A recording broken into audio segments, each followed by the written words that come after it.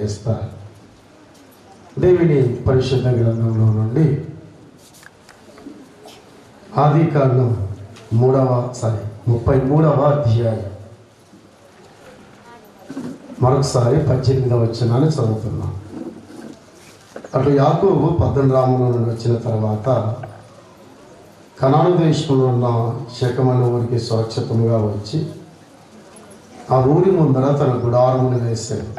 మరియు అతను తన గుడారములు వేసిన పొలము యొక్క భాగమున శెకెము యొక్క తండ్రి అయిన హమోరు కుమారుల యొక్క 100 వారాలకు అక్కడికి బలిపీఠం కట్టించి దానికి ఏల్ ఎలోహిం ఇస్రాయేల్ అని పేరు పెట్టాను. 34వ అధ్యాయం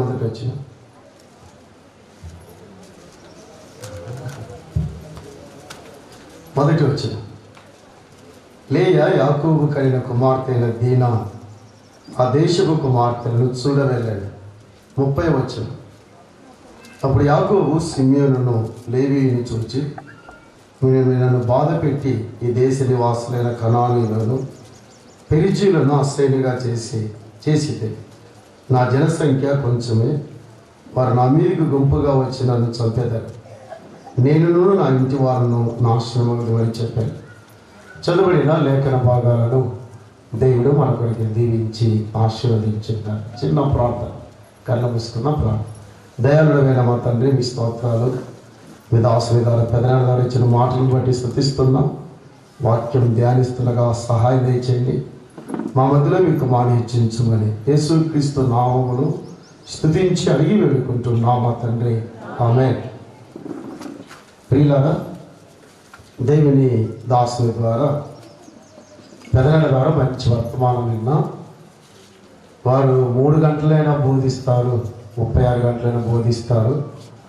దేవుడు వారికి ఇచ్చిన సామర్థ్యాన్ని బట్టి, వారికి ఇచ్చిన తలాంతులను బట్టి, ఆరోగ్యాన్ని బట్టి దేవుని స్తుతిస్తున్నాను. ఈ వయసులో కూడా వారు ప్రయాణాలు చేస్తూ ఆయా సంఘాలని బలపరుస్తూ అనేక చోట్ల పరిశుద్ధులను పరామర్శిస్తూ ప్రేమిస్తూ పరిచయం చేస్తున్న విధానం బట్టి మేము ఎల్లప్పుడూ జ్ఞాపకం చేసుకొని పెదనాన్న పక్షంగా దేవుని స్తుతిస్తున్నాం. తన దాసునికి ఇంకా తన కృప ఆరోగ్యం అనుగ్రహించి మరెక్కువ సేవలను బలపరచుటకు దేవుడి సహాయం అనుగ్రహించును గాక. సరే, మనం చదివిన లేఖన భాగంలో క్లుప్తమైన సందేశం ఒక 3 విషయాలు చెప్పి నేను ముగిస్తాను. 33వ అధ్యాయం 18, 19, 20 వచనాల్లో యాకోబు యొక్క నిర్ణయం, యాకోబు శెకెములో ఏ నిర్ణయం తీసుకున్నాడో దానివల్ల కలిగిన ఆశీర్వాదాలు ప్రమాదాలు ఏమిటో ధ్యానం చేద్దాం.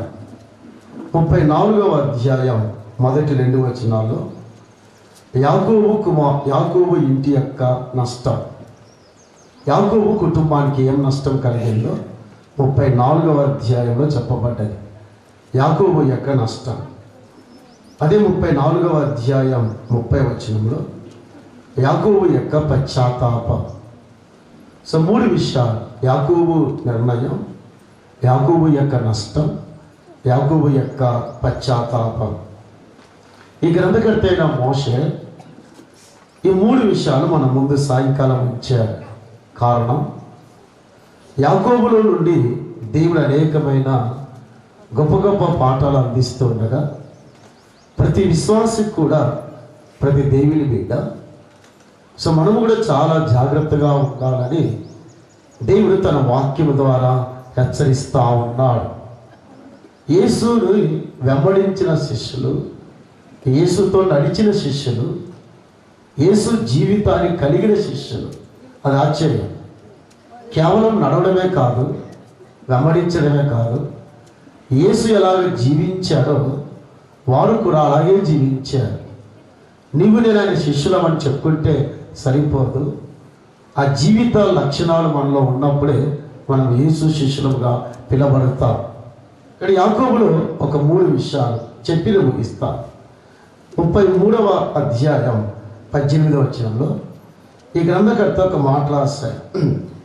అట్లు యాకోబు పద్దనరాములో నుండి వచ్చిన తర్వాత. సో అట్లు అనే మాట చాలా శ్రేష్టమైన మాట. పద్దనరాములో నుండి వచ్చిన తర్వాత పద్దనరాములో యాకోబు 20 ఏళ్ళు ఉన్నాడని మీ అందరికీ బాగా తెలుసు. సో ఎందుకున్నాడు కూడా ఆ సంగతులు మనం ఎరిగిన వారు. సరే, పద్దనరాములో 20 ఏళ్ళు ఉన్న యాకోబు 3 ఇంటిని కోల్పోయాడు. బాగా విన్నా. పద్దనరాములో యాకోబు ఎక్కడ కూడా బలిపీఠం కట్టలేదు. యాకోబు జీవితంలో బలిపీఠం లేదు. పద్దనరాములు మొదటిది. సో యాకోబు పద్దనరాములు 20 ఏళ్ళు ఉన్నప్పుడు ప్రార్థన లేదు. సో బలిపీఠ అనుభవం లేదు, ప్రార్థనా అనుభవం లేదు. మూడవదిగా యాకోబు ఆ 20 ఏళ్లలో పద్దనరాములో దేవునితో వ్యవహారాలు లేవు. సో 3 విషయాలు: బలిపీఠము లేని అనుభవం, ప్రార్థన లేని అనుభవం, దేవునితో వ్యవహారం లేని అనుభవం. యాకోబు పద్దనరాములో అన్నీ కలిగి ఉన్నాడు. గొర్రెలను, గొడ్లను, దాస జనాంగాన్ని కలిగి ఉన్నాడు.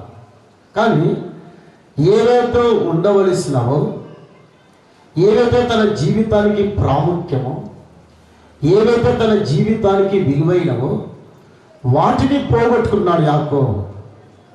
ఈరోజు విశ్వాసులు కూడా ఏవైతే ఉండాలనో వాటి మీద దృష్టి పెట్టట్లేదు, వాటి మీద ఆలోచన లేదు. లేని వాటిని సంపాదించుకుంటున్నాం, లేని వాటి కొరికే పరిగెత్తుతున్నాం. దేవుడు యాకోబు నుండి సంగతులు మనకు నేర్పుతా ఉన్నా. కానీ పద్దనరాములో ఎప్పుడైతే బలిపీఠం అని మాట్లాడుతున్నాడో 20 ఏళ్ళ బలిపీఠం లేదు. నంబర్ 1, దేవునితో సహవాసం లేదు. యాకోబు ఎలా ఉండగలిగాడు? దేవునితో సహవాసం లేకుండా 20 ఏళ్ళు ఎండిపోయిన ఒక విశ్వాస జీవితాన్ని చూపిస్తా ఉంది. దేవునితో ఎక్కడ కూడా యాకోబు సహవాసం చేయలేదు. దేవుని చేత ఎన్నుకోబడిన వ్యక్తి, దేవుని చేత ఎన్నుకోబడిన వ్యక్తి, ఆశీర్వదించబడిన వ్యక్తి, దీవించబడిన వ్యక్తి, బట్ దేవునితో సహవాసం లేకుండా జీవిస్తున్నాడు. రెండవదిగా యాకోబు తన జీవితంలో దేవుని యొక్క సన్నిధి తనతో లేదు. సహవాసం లేదు యాకోబుకి, దేవుని సన్నిధి లేదు. కూర్చున్నా నీతోనే దేవుడు మాట్లాడుతున్నా. నీవు కూడా చాలా ఏళ్ల నుండి దేవుని సన్నిధికి వస్తున్నావు, కానీ దేవునితో సరైన సహవాసం లేకుండా దాటి వెళుతున్నా. మందిరానికి వస్తున్నా, దేవుని వర్తమానం వింటున్నా, దేవుని సందేశం అంటున్నా, బట్ నీకు నీ దేవునికి నీ అంతరంగంలో సరైన సహవాసం లేదు. రైట్ ఫెలోషిప్ ఉండాలి. నాకు మనం విన్నాం, ఎప్పుడైతే మనము వెంబడిస్తున్న యేసుని చూస్తున్నామో, నడుచుచున్న యేసును చూస్తున్నామో, రైట్ ఫెలోషిప్ ఉండాలి, సరైన సహవాసం ఉండాలి. బట్ యాకోబుకి దేవునితో సరైన సహవాసం లేదు. కారణం యాకోబు పద్దనరాములో ఉన్నాడు. సో ప్రతి విశ్వాసి కూడా ఒకవేళ మందిరానికి వస్తున్నా లోకంతో సహవాసం ఉంటే దేవునితో సరైన సహవాసం ఉండదు. అది మొదటి. రెండవది, యాకోబు జీవితంలో దేవుని సన్నిధిని అనుభవించినట్టు ఎక్కడ చూడలేదు. మీరు గమనించండి, ఆదికాండం 28వ అధ్యాయంలో తను దేవుని సన్నిధిని అనుభవించిన వ్యక్తినిగా చూస్తున్నా. దేవుని సన్నిధానంలో యాకోబు ఎంత ఆనందంగా ఉన్నాడు, ఎంత సంతోషంగా ఉన్నాడు. 20 ఏళ్లలో దేవుని సన్నిధి తనకు ఎక్కడ కూడా కనిపించలేదు. అది రెండవది. ఇక మూడవది, దేవుని స్వరాన్ని కోల్పోయాడు. 20 ఏళ్లలో దేవుడు ఎక్కడ కూడా యాకోబుతో మాట్లాడలేదు, ఎక్కడ తన ఉద్దేశాన్ని బయలుపరచలేదు, తన చిత్తాన్ని తెలియచేయలేదు. ఎంత విచిత్రంగా ఉంది. సహవాసం లేని యాకోబు, సన్నిధి లేని యాకోబు, స్వరాన్ని కోల్పోయిన యాకోబు. దేవుడు యాకోబుతో మాట్లాడడానికి పెద్దగా ఇష్టపడట్లేదు. ఎక్కడ? పద్దనరాములో ఉన్నంత కాలం. ఈ మధ్యలో ఒక ప్రశ్న ఇస్తాను, ఎన్ని సంవత్సరాలైంది నువ్వు కూడా దేవుని స్వరాన్ని కోల్పోయి? ఈవెన్ దేవుని మందిరానికి వస్తూ ఉన్నా, దేవుని వర్తమానం వింటూ ఉన్నా, దేవుడు తన స్వరాన్ని కొన్ని పర్యాయాలు మనతో మాట్లాడడం మానేస్తారు. అది దేవుడే చెప్పారు. జస్ట్ ఊరికే గ్లిమ్స్గా మనం ఎరిగిన మాట. జస్ట్ ఊరికే మొదటి సమూయేలు గ్రంథం 3వ అధ్యాయం సో మొదటి వచనం. బాలుడైన సమూయేలు ఏలి ఎదుట యెహోవాకు పరిచర్య చేయుచుండెను. ఆ దినములలో యెహోవా వాక్కు ప్రత్యక్షమగుట అరుదు, ప్రత్యక్షము తరచుగా తటస్థించుటలు. ఈ అధ్యాయంలో దేవుని మందిరములో ఇద్దరున్నారు, బాగా ఎరిగిన వారు. ప్రధాన యాజకుడైన ఏలి ఉన్నాడు, సమూయేలు ఉన్నాడు. ఇద్దరు ఒకే మందిరంలోనే ఉన్నారు. ఎక్కడున్నారండి? ఒకే మందిరంలోనే ఉన్నారు, ఒకే స్థలంలోనే ఉన్నారు. మరి దేవుడు తన స్వరాన్ని నేరుగా ఏలితో మాట్లాడాలి. ఇక్కడ విన్న వర్తమానం చూస్తుంటే 20 ఏళ్లలో దేవుడు ఎక్కడ కూడా యాకోబుతో మాట్లాడినట్టుగా ఎక్కడ రికార్డ్ చేయబడలేదు. మీరు బాగా చదవండి. ఎక్కడ కూడా పట్టణంలో ఉన్నంత కాలం దేవుడు సైలెంట్ అయ్యాడు. ఈరోజు దేవుడు చాలామంది సేవకులతో సైలెంట్ అయ్యాడు అని మాట్లాడడం మానేశాడు. యాజ్ పర్ ఇక్కడ రికార్డు ప్రకారం ఏలికి అర్థమైంది, ఏలి గ్రహించగలిగాడు. అబ్బా, దేవుడు నాతో మాట్లాడడం మానేశాడు. దేవుడు నీతో మాట్లాడిన తర్వాత ఆ మాటలు నాకు చెప్పన్నాడు. ఎవరు ఇచ్చాడు? తమ్ముడు ఒక నిమిషం బాబు, ఒక సెకండ్. జరిగేది అక్కడే. ఏలి అక్కడే ఉన్నాడు. ఎక్కడున్నాడు? దేవుని మందిరంలో ఉన్నాడు. బట్ దేవుని మాటలు పోగొట్టుకున్నాడు. నువ్వు ఇక్కడే ఉన్నా బట్ దేవుని మాటలు పోగొట్టుకుంటా. దేవుడు నీతో మాట్లాడ మానేస్తా. దేవుడు ఏలితో ముచ్చటించకుండా, ఏలితో సంభాషించకుండా, ఎ స్మాల్ కిడ్, చాలా చిన్న పిల్లోడు, ఎ స్మాల్ బాయ్, ఈవెన్ వాక్య సత్యాలు తెలియని వాడు, వాక్య అనుభవం లేని వాడు, తల్లి ఒడిలో నుండి శ్రేష్టంగా ఉన్న వ్యక్తి దేవుని మందిరంలో ఉండగా దేవుడు సమూయేలుతో మాట్లాడాడు. దేవుడు చాలా కుటుంబాలతో మాట్లాడడం మానేశాడు. దేవుడు సంఘాలతో మాట్లాడడం మానేశాడు. కారణం, దేవుని చిత్తానికి ఏ వ్యక్తి భిన్నంగా వెళితే, దైవ ఉద్దేశానికి వ్యతిరేకంగా వెళితే దేవుడు ఆ వ్యక్తితో మాట్లాడడం మానేస్తాడు. దేవుడు నీ ఎన్ని సంవత్సరాలు అయింది, ఇన్ని వర్తమానాలు వింటున్నావు, ఇన్ని సందేశాలు వింటున్నావు, ఇన్ని వాక్యాలు వింటున్నావు, జీవితంలో మార్పు రాలేదు, ఇంకా బ్రతుకులో మార్పు రాలేదు, ఆలోచనలో మార్పు రాలేదు, కోరికలో మార్పు రాలేదు. కారణం, దేవుడు నీతో మాట్లాడడం మానేశాడు. అదే చెప్పబడింది ఇక్కడ. సో కాబట్టి అక్కడ సన్నిధి పోగొట్టుకున్నాడు, సహవాసాన్ని పోగొట్టుకున్నాడు, దేవుని స్వరాన్ని కోల్పోయాడు. ఏలి కూడా దేవుని స్వరాన్ని కోల్పోయాడు, దేవుని సహవాసాన్ని కోల్పోయాడు, దేవుని సన్నిధి కోల్పోయాడు. దేవుని సన్నిధిలో ఏలి ఉన్నా దేవుడు అతనితో మాట్లాడడం మానేశాడు. మరి ఎప్పుడు మాట్లాడాడు? యాకోబుతో మరలా బ్యాక్ వద్దాం. తను ఎప్పుడు ఆ నిర్ణయం తీసుకున్నాడు, ఎప్పుడు ఆలోచించాడు? ఆదికాండం 30వ అధ్యాయం 25వ వచనం. రాహేలు యోసేపును కనిన తర్వాత యాకోబు లాబానుతో, నన్ను పంపివేయము, నా చోటికి నా దేశమునకు వెళ్ళేదను.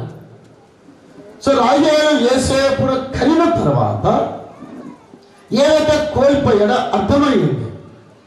ఆయన సహవాసాన్ని కోల్పోయాడు, సన్నిధి కోల్పోయాడు, స్వరాన్ని కోల్పోయి ఆత్మీయ క్షీణ దశకెళ్ళాడు.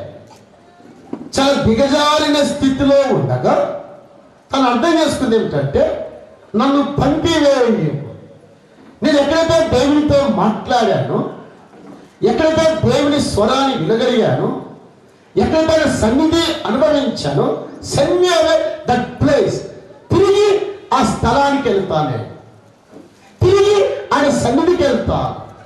సో వచ్చే రెస్టోరేషన్ లాగా, జీవిత పునరుద్ధరణ లాగా తిరిగి దేవునితో సంబంధాలు ఏర్పరచుకోవాలంటే ఓ విశ్వాసి, దేవుని బిడ్డ, దేవునితో మాట్లాడాలి.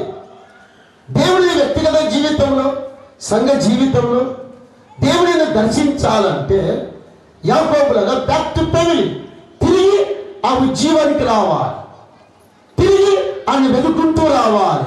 వస్తూ ఉండగా జరిగింది ఏంటో చూద్దాం.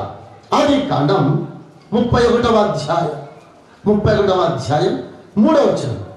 అప్పుడు యెహోవా, 20 ఏళ్ల తర్వాత అప్పుడు యెహోవా ఏమన్నాడు? మళ్ళా చూద్దాం.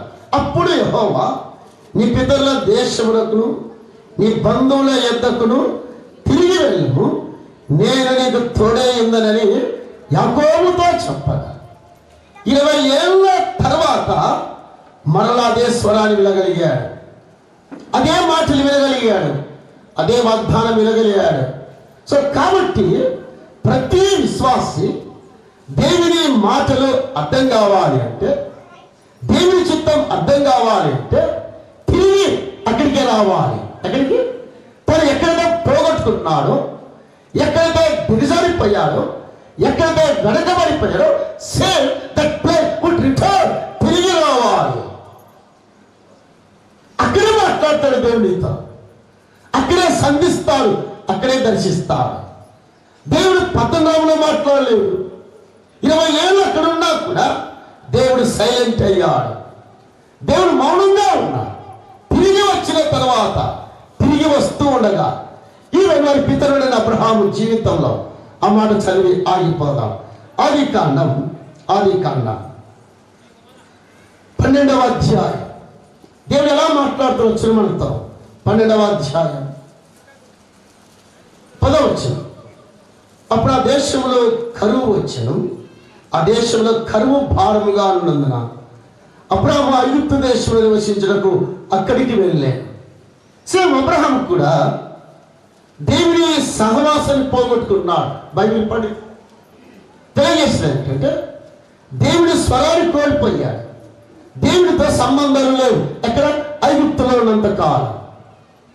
ఐగుప్తులో దానికి సాదృశ్యం. ఐగుప్తులో తన ఆలోచన నెరవేరుస్తున్నాడు అబ్రహాం, తన ఉద్దేశాలు, తన యొక్క తలంపులు.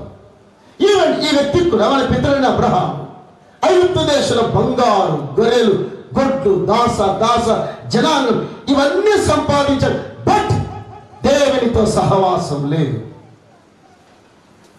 దేవుని సన్నిధి కోల్పోతే, వినండి, దేవునితో సహవాసం, దేవుని స్వరాన్ని కోల్పోతే, దేవునితో సంబంధాలు కోల్పోతే అబ్రహాం ఏం చేశాడు? అబద్ధమాడం ప్రారంభించాడు. ఒక విశ్వాసి తన హృదయాన్ని దేవుడిని దూరం చేస్తే, లేదా దేవుడికి దూరం అయితే స్టార్టింగ్ చేస్తుంటే అబద్ధాలు ఆడతారు. కూర్చున్నా మీరు ఎంతమంది అబద్ధాలు ఆడట్లేదు కదా? పైన స్తుతిస్తారు, ఆరాధిస్తారు, అబద్ధాలు ఆడుతూ ఆరాధిస్తారు. ఎక్కడ న్యాయం అండి ఇది? అబద్ధాలు ఆడుతూ రొట్టె విడుస్తారు, అబద్ధాలు ఆడుతూ వాళ్ళని సేవిస్తారు. ఇది న్యాయమా? సో అబ్రహాము ఐగుప్తులోకి వెళ్ళిన తర్వాత ఆయన ప్రారంభించిన అబద్ధ జీవితం. భార్యను బట్టి చెల్లి అన్నాడు, కారణం తన హృదయం దేవుడికి దూరమైంది. యాకోబు అబద్ధమాడాడు, కారణం తన హృదయం దేవుడికి దూరమైంది. విశ్వాసులారా కూర్చున్న మీరు అబద్ధాలు ఆడుతున్నారు కదా? ఒక అబద్ధికుని ఆరాధికుడిగా చేశారని దైవజనుడు శాంబాబు గారు చెప్తున్నారు. మరి ఆరాధికుడే అబద్ధికుడైతే అది ఎలాంటి ఆరాధన? చెత్త ఆరాధన చేస్తున్నారు కదా? మీ ఆరాధన దేవుడు స్వీకరిస్తున్నారా? దేవుడు ఆమోదిస్తున్నారా?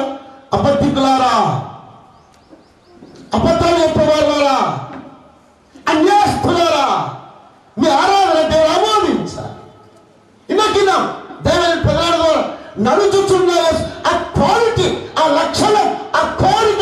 ఉద్దేశం ఉండాలి. ఉందా?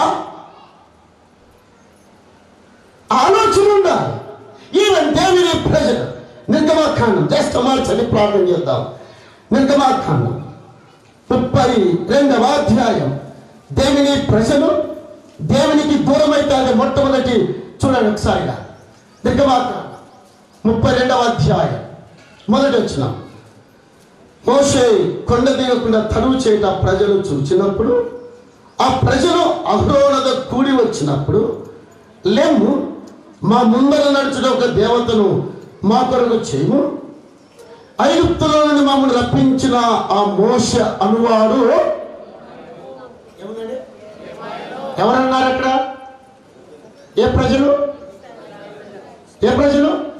దేవుని ప్రజలు, ఐగుప్తులో నుండి విడిపింపబడిన ప్రజలు, మన్నాడు తీసుకొచ్చిన మోషే, ఎర్ర సముద్రాన్ని దాటించిన మోషే దేవుని ద్వారా.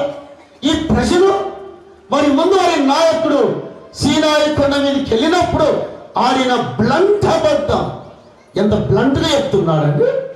ఈ మోషను వాడు ఏమాయనో మాకు తెలియదు. దేవుని ప్రజలారా, దేవుని బిడ్డలారా, దేవునితో మన సహవాసం ఎక్కడ తెగిపోతుందో జాగ్రత్తగా ఉందా. దేవునితో సహవాసం, దేవునితో స్వరం, దేవుని సన్నిధిని అనుభవించాలి. ఐగుప్తులో అబ్రహాము వెళ్ళాడు, దాటి వెళ్ళిపోయాడు. 13వ అధ్యాయం 4వ వచనంలో తిరిగి తాను కట్టిన చోట చేరాడు. 13-14 ఇదిగో యెహోవా దేవుడు మాట్లాడడం ప్రారంభించాడు. తిరిగి యాకోబుతో మాట్లాడడం ప్రారంభించాడు. కాబట్టి మన విశ్వాస జీవితంలో 13 లోకం సహవాసాన్ని పోగొట్టుకున్నాడు, సన్నిధి పోగొట్టుకున్నాడు, స్వరాన్ని కోల్పోయాడు. దేవుని స్వరాన్ని కోల్పోయి నీవెన్నేళ్ళయింది? దేవుడి నీతో మాట్లాడుతున్నాడు. ఈ వాక్యము ద్వారా, ఈ లేఖనాల ద్వారా దేవుడి నీతో మాట్లాడాలి. అందువల్ల దావీదు అన్నాడు, యెహోవా నీ వాక్యము ధ్యానించుచుండగా నా గుండెల్లో ఏముంటాను మంట ముట్టాను. మంట లేని వాడు కూర్చున్నాడు, ఆయన చేయగలుగుతాడు. మంట లేదు ప్రజలు. నీ వాక్యము ధ్యానించుచుండగా, నీ వాక్యము నాతో మాట్లాడగా మంట పుట్టాను. మంట లేదంటే దేవుని స్వరం ఆగిపోయింది. దేవునితో సహవాసం లేదు నీకు. దేవుని సన్నిధానంలో ఉన్న ఏలిలాగా జీవిస్తున్నా సమూయేలు ద్వారా. కానీ ఒక మాట అర్థమైంది ఏంటంటే, సమూయేలు అక్కడ ఉండగా ఏలి గుర్తుపట్టాడు. ఏమని గుర్తుపట్టాడు? దేవుడు నాతో మాట్లాడడం మానేశాడు. తమ్ముడు, చిన్నపిల్లోడా, దేవుడినితో మాట్లాడిన తర్వాత ఏమడిగాడు? ఏమన్నాడు? ఏ సంగతి మరుగు చేయకుండా ఆ మాటలు చెప్పు. ఎంత మంచోడండి, ఎంత మంచివాడు. వృద్ధాపంలో ఉన్నా కూడా అబ్బాయి దేవుని మాటలో చెప్పు. దేవుడు నాతో మాట్లాడడం మానేసే వృద్ధులు, ప్రధాన యాజకులు, ప్రత్యక్ష గుడారంలో శిలోహు మందిరంలో అతి పరిశుద్ధ స్థలంలో వెళ్ళే వ్యక్తితో దేవుడు మాట్లాడడం మానేస్తే ఒక పిల్లోడి అడుగుకుంటున్నాడు, నాతో మాట్లాడు, దేవుని సంగతులు నాకు చెప్పు.